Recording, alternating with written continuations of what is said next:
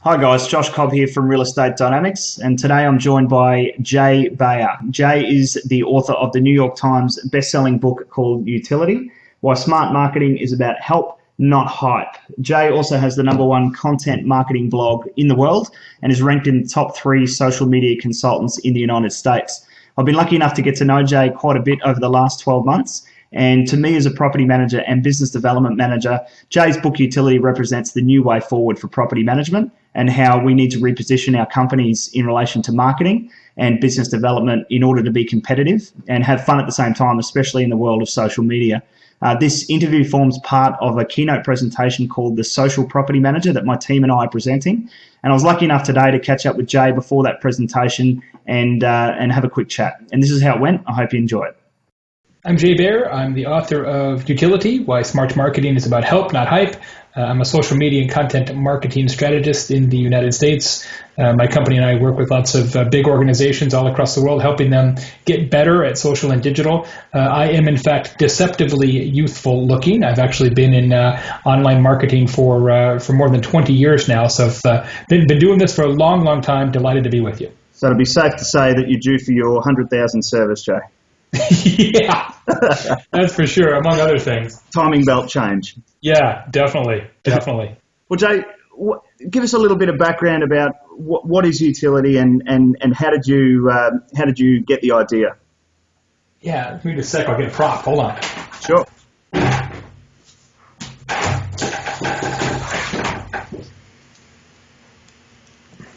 So the concept behind Youtility is actually fairly straightforward. It's marketing that is so useful, people would actually pay for it. It's marketing with intrinsic and inherent value. It's marketing that people actually want to receive instead of marketing that companies just think they need because they feel like they need to do it. And it's interesting, Josh, the first time I ever thought of Youtility, I was in Canada, up in the Canadian Rockies, and I was up there. My son was in a hockey camp. And we were kind of walking around, and there's lots of bars and restaurants in that town. And I kept seeing this yellow kind of flyer and all the different bars and restaurants up there. I'm like, oh, what is this thing? And it turns out this is made by a taxi driver in town. His name is Taxi Mike, and he puts this together, and it's sort of a where-to-eat guide for that town. It's all sort of best place to go for cheap beers and best place to go before a nightclub, that kind of thing. And he puts this together on his own and hands it out. And then right here in the cover, it has his phone number, and he also does computer repair, interestingly enough. And this is his form of marketing, but it is incredibly useful. He has a map of downtown right here as well. This is the kind of marketing that people actually want to receive. This is the kind of thing that you would actually pay for if they asked you to pay for. And it drives tons and tons of awareness of his taxi, so much so that he actually has to sign autographs sometimes when people get into his cab. And would it be safe to say that there's really not much selling the fact that he is a taxi driver? There's not much selling to his services, really, is there? No, it just phone number is it. I mean, it basically sells itself. When you've been looking at this all night, you need a cab, and here's the phone number, and there you go. Awesome. Well, Jay, during this presentation, we've had a look at the McDonald's Our Food, Your Questions video from McDonald's in Canada. As you know, it's been rolled out over here in Australia now, which is really exciting to see. And we've also touched on the Hilton Suggests as an example of Youtility. Do you have any examples of, say, smaller companies that you've seen that are out there doing that sort of thing right now? Sure. Well, certainly Taxi Mike is about as small as you can get. He's one guy. He's one guy who drives a taxi. So that's about as small business as small business can get. But one of my friends is a gentleman who owns a small consulting company that helps accounting firms get better at accounting, better at running their business, and better at marketing. And one of the principles of Youtility, as you know, Josh, is self-serve information. It's sort of giving away a lot more information than you think you probably need to. And as a consulting firm, they have sort of this Bible, if you will, this playbook that they help accounting firms go through.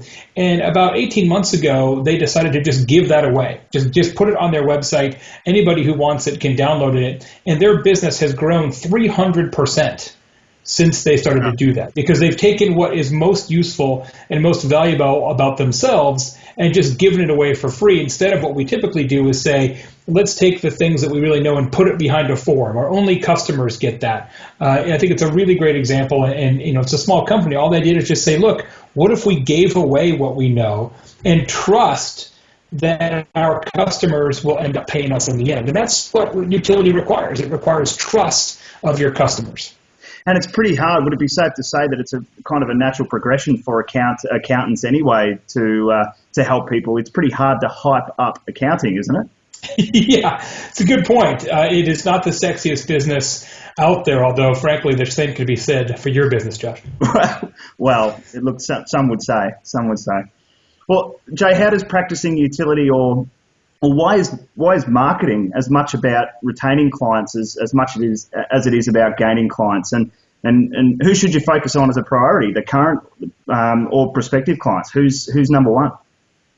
Well, I think everybody has probably heard the saying that it's much easier to keep a customer than make a customer. It's a popular saying because it's true. Once somebody has given you money, getting them to keep giving you money is actually easier and less expensive than going to create new customers out of thin air. Sure. I believe that Youtility should first be given to your employees, assuming that you have some, that the first line of defense are the people who work for you. If somebody who works for your company isn't excited or doesn't value the kind of marketing that you're creating, that should be a warning sign. If the people who you're paying to be excited aren't excited, you probably have a problem. In fact, in my company, we call that the mom test. So anything that we think about building for ourselves or for our client, we actually show to our mothers. And if our moms who love you unconditionally, if they're not excited about it, it's probably not good enough. So that's the first piece. The second piece is that your current customers are really the best audience for Youtility because they already have a relationship with you. They'll take your useful marketing and spread it around and tell their friends. And then the third most important audience are these prospective new customers. But unfortunately, in business, we spend so much more time, an overwhelming percentage of more time thinking about customer acquisition than we do about customer retention. And the whole thing is really upside down. There's a good book about that called Flip the Funnel from Joe Jaffe, which talks about that whole idea of, look, current customers is where you really ought to be spending your time. Yeah, cool. And Jay, what role does social media play, or why should it play a role at all in practicing Youtility or delivering information to current and prospective clients these days? Yeah, I mean, my first book, The Now Revolution, was all about social media and its impact on business. I'm a big fan. I do a lot of social media consulting for corporations. But the challenge, Josh, is that a lot of companies, small and large, feel like the goal is to be good at social media. But the real goal is to be good at business because of social media. And that's not necessarily the same thing. And when you think about Youtility and content marketing, I believe the relationship is this, that content is fire and social media is gasoline. What you do is you create marketing assets that are of value that people generally want to receive, and then you use social media to amplify and boost awareness for those utility assets. Fundamentally, a tweet that says, we're a great company, click here to let us prove it, is much less successful than a tweet that says, we built this super interesting, useful thing, come check it out. Yeah. And would it be safe to say that for the property managers in the room who are thinking, look, marketing isn't my job and I'm not a business development manager, I'm not in charge of growing the business, my job is to manage property day in, day out, collect the rent, do the lease renewals, do the routine inspections, all that stuff. Yeah. They're still speaking with customers or landlords and tenants, so their clients and their customers, if you will. What would you say to those people that are saying, look, my role is not marketing, my job is not marketing? Well, I'd say two things, Josh. One, today in modern business, everybody is in marketing whether or not you're in marketing because everybody knows where you work. Everybody you're connected to in Facebook or Twitter or any LinkedIn, any other social network that you use knows where you work. Therefore, you are a representative of that business. Whether you are technically in marketing or not is immaterial. Second, a major part of Youtility is educating your current and prospective customers. And in many cases, the people who really know the answers, who are really best at education, are not in marketing. Look, I am a marketer, and the reality is marketing usually doesn't know anything. about the company because they're busy doing marketing. The people who understand the company are in sales and operations and customer service. Those are the people who really have the insights. And so one of the keys to Youtility is to take those insights from those other employees and set them free. Yep. Absolutely. Well, certainly from a property manager's perspective that feel like they're not the business owner or they're not in charge of, they're not the gainers. We refer to over in Australia property managers or a real estate agency, you've got your gainers and you've got your retainers. And property managers, I've been one myself for 10 years, Jay, and certainly having that, mindset shift to understand that, working from the inwards out, as you said, is focusing on the staff first, and it spreads like wildfire, doesn't it? That enthusiasm about broadcasting the message of the brand. Well, I mean, I go back to early in my career when websites were first coming out, and one of the first things that I used to do in my previous consulting firm is we would ask the receptionist, the person who answered the telephones for the company, hey, what's your favorite part about the website? And that person, just as often as not, back then would say, we have a website? Like, I don't even know what that is. Or they wouldn't know the address, or they wouldn't know where anything was. It was just marketing's doing this thing over here that's totally, not part of the rest of the company. It's crazy. Would you agree that it's critical that everyone in the business needs to understand, well, not only their core values and what they're guided by, but their product knowledge is what they actually do and why they do it? Yeah, and I don't think that it's realistic to suggest that everybody knows everything. That would be fantastic, but that's difficult. But I think the reality is that everybody knows something. And everybody in the company, doesn't matter if they're sweeping floors or the owner, has knowledge that customers and prospective customers can benefit from. You just have to set up a circumstance where that knowledge can be conveyed and given away for free. Sure. Well, Jay, what are the three things a property management business should focus on to start practicing Youtility? And I refer to your book. You've got you refer to three facets of That's right. Yeah. Youtility. How can a property management business start? Where do they start? I think the first one that we typically recommend, and I mentioned it earlier, is self-serve information. This idea of just answering every customer question, right? So they need information either to hire you for the first time or to continue to hire you. Figuring out what those questions are and answering them before they're asked, typically on a website or somewhere like that, is probably the first foundational element of Youtility. One of the second options is radical transparency. The reality is that trust really matters today more than ever because we're surrounded by information. We're surrounded by opportunities to either trust a business more or trust a business less. And property management is a business that is built on trust. Whether you're a tenant or a landlord or a property owner, there's a lot of people who have to believe that you're going to get your job done correctly. Trust is incredible. And as it turns out, one of the best ways to gain trust and keep trust is to be very, very transparent, to be open and honest and to say, look, if we made a mistake, we're going to admit to it and tell you exactly how our process works. And so that's probably the second piece, is to say, okay, how do we really explain the details of what we do and why we do it and how we're different in a way that's not just a brochure, but is actually transparent and authentic and interesting. Yeah. And then the third piece is sort of the real-time relevancy part, right? That's where you get into some of the more interesting and fun examples of Youtility, like Taxi Mike, right? If I'm in this town and I've had 5 beers and I got to find a way to get to my hotel, this is the greatest idea ever. In that snapshot in time, this is the greatest idea ever. And so you have to figure out as a property management company, what can you deliver outside of your core products and services? What can you deliver that your customers and prospective customers will find value in some context? Maybe it is a guide to the city in which you operate. Maybe it is a guide to the best players in Aussie rules. Maybe there's a great new example that I found the other day in the States. There's a radio station in Seattle, Washington that plays only Christmas songs over the holidays. Mm-hmm. And they built this webpage that shows you every single Christmas TV show, what day and channel and time it's on. Okay. right? So you think, why would you as a radio station tell people to watch TV? If you're watching TV, you're not listening to the radio. But like a good utility provider, they're playing the long game, right? They figure if they can get you to their website to figure out the Christmas TV schedule while you're there, you'd be like, oh, wait, these guys have Christmas songs on the radio.